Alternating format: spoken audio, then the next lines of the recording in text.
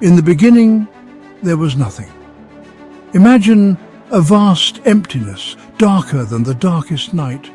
No stars twinkled, no planets spun. There was only silence.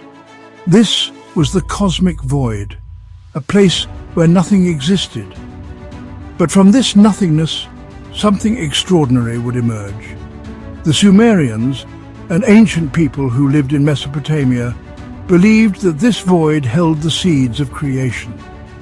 They imagined it as a swirling chaos, full of potential but lacking form or purpose. It was a time before time, a place where everything was possible and nothing was certain. From this primordial soup, two powerful forces emerged. These were the first gods, Apsu and Tiamat, the embodiments of fresh water and salt water. Their arrival shattered the silence of the void and set in motion a chain of events that would shape the destiny of the cosmos and give birth to the world as we know it. The Sumerian creation myth, passed down through generations in epic poems and inscribed on clay tablets, offers a glimpse into the beliefs and values of this ancient civilization, a civilization that laid the foundations for much of Western thought and culture. Out of the darkness, Apsu emerged. He was the god of fresh water, the sweet waters that flowed beneath the earth and nourished the land. Apsu was vast and powerful, his body a swirling mass of currents and eddies. He represented the life-giving force of water, essential for all creation. Then came Tiamat, the goddess of salt water. She was the embodiment of the chaotic and untamed seas. Her form was terrifying and wondrous, a serpentine creature with shimmering scales and eyes that blazed with ancient power. Tiamat represented the primal forces of nature, both beautiful and deadly. Together, Apsu and Tiamat were the first pair of gods, the primordial parents of everything that would come after. They mingled their waters, the sweet and the salty, and from their union, the first generation of gods was born. These new gods, full of youthful energy, would soon challenge the old order, leading to a cosmic struggle for power. This clash between the old and the new, between order and chaos, is a recurring theme in mythology across cultures. The Sumerian creation myth captures this timeless struggle with vivid imagery and dramatic intensity. Apsu and Tiamat gave birth to a new generation of gods. These were not the monstrous beings of Tiamat's later wrath. No, these were gods of light and sky, of wind and earth. They were powerful and full of energy, constantly moving and shaking things up. Among the firstborn were Anu, the god of the sky, Enlil, the god of wind and storm, and Enki, the god of wisdom and water. These three would become the most powerful of the gods, shaping the world and the destinies of mortals. Anu rose to rule the heavens, his gaze encompassing all that lay below. Enlil, mighty and tempestuous, commanded the winds and storms, his voice booming across the earth. Enki, clever and resourceful, delved into the mysteries of creation, seeking knowledge and understanding.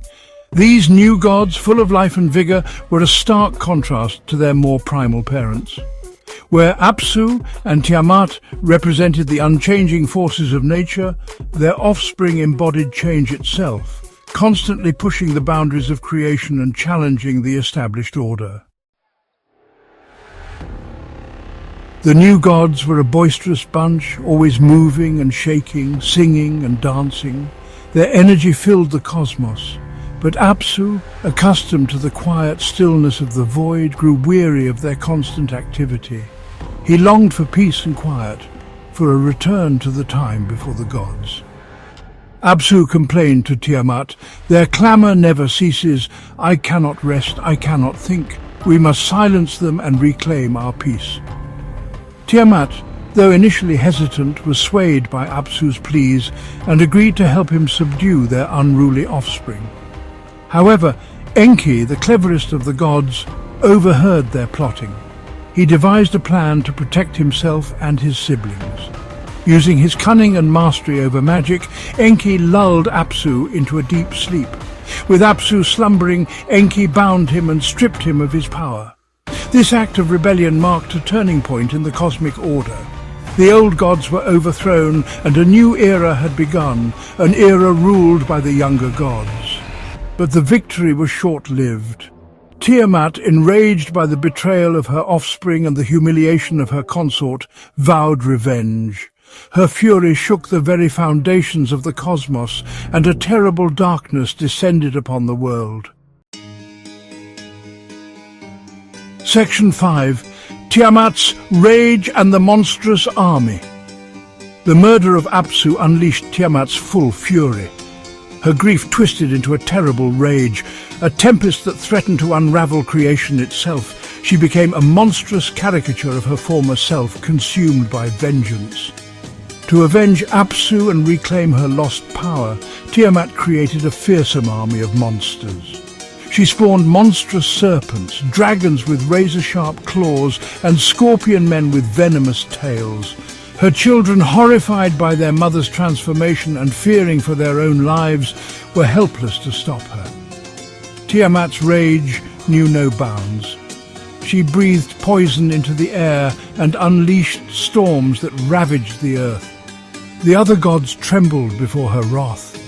They knew that unless someone stopped her, Tiamat would destroy all they had created. The cosmos trembled as Tiamat prepared for war.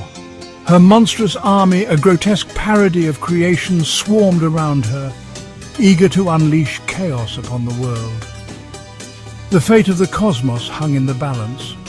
The delicate order established by the younger gods on the verge of being swallowed by the primordial chaos Tiamat now represented.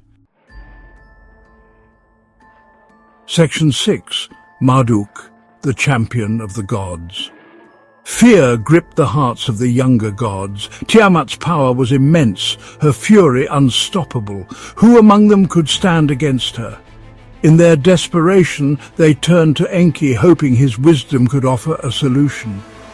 But Enki, for all his wisdom, knew he was no match for Tiamat's raw power. He proposed they seek out his son, Marduk, a young god whose strength and courage were unmatched. Marduk, armed with his father's cunning and a heart filled with righteous fury, agreed to confront Tiamat. But he had one condition. He demanded to be named the supreme ruler of the gods, his authority unquestioned. Desperate, the gods agreed to his terms. Marduk, now their champion, prepared for the ultimate battle. Marduk was a god of storms and agriculture, his power reflecting both the destructive and life-giving forces of nature. He was armed with lightning bolts, a symbol of his divine authority, and a net woven by his grandmother, representing his strategic brilliance. With these weapons and the fate of the cosmos resting on his shoulders, Marduk rode out to confront the monstrous Tiamat. Section 7. The epic battle, Marduk versus Tiamat. The battle between Marduk and Tiamat was a clash of titans, a cosmic struggle that shook the very foundations of existence. The heavens roared with thunder as Marduk, riding his chariot drawn by 4 winds, faced off against Tiamat, her monstrous form blotting out the sun. Marduk unleashed a torrent of wind and lightning upon Tiamat, tearing at her monstrous form. But Tiamat, fueled by rage and ancient power, fought back with ferocity. Her monstrous offspring, a grotesque menagerie of claws and fangs, swarmed around Marduk, trying to overwhelm him. Yet Marduk stood firm. He ensnared Tiamat in his net, trapping her thrashing body. Then, with a final, earth-shattering blow, Marduk unleashed his most powerful weapon, a wind that ripped through Tiamat's defenses, splitting her body in 2. With Tiamat vanquished, her monstrous army scattered, and the cosmos fell silent. Marduk, victorious, stood triumphant over the remains of his foe. He had saved the gods and ensured the survival of creation. But the battle had reshaped the cosmos, and Marduk, as promised, was now the supreme ruler. Section 8. The creation of humanity. Marduk, Having vanquished Tiamat and secured his position as king of the gods, set about creating a new world from the remains of the old. He took Tiamat's lifeless body and split it in two like a giant clamshell. With one half of her body, Marduk formed the heavens, creating a vast dome to hold back the chaotic waters above. With the other half, he fashioned the earth, shaping mountains and valleys, rivers and seas. But Marduk's creation wasn't complete.